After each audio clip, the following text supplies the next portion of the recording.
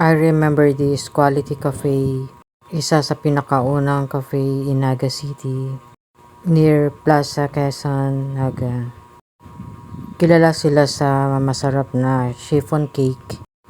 May memories ako dito, ang barquillos lagi ditong binibili ni Papa.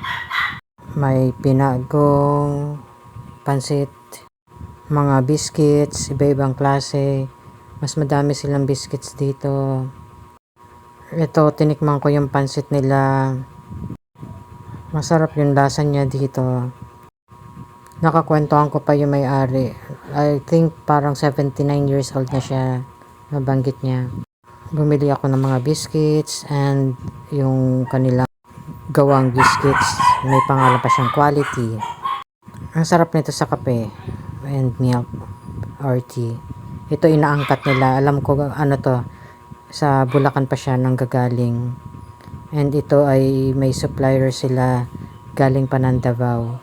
Kaya napabili ako ng honey. At syempre gusto ko matikman yung kilalang masarap na chiffon cake sa Naga dati is yung kanilang slice chiffon cake. Ang sarap. Promise. Ang sarap niya. Let's eat. Yummy. Yummy siya. Promise. Namiss ko tuloy yung noon. Ito naman yung kanilang biscuits. Kanilang gawa. Hindi siya masyadong matigas. Tama lang siya. Perfect sa coffee or tea and milk. Ito naman yung tostado.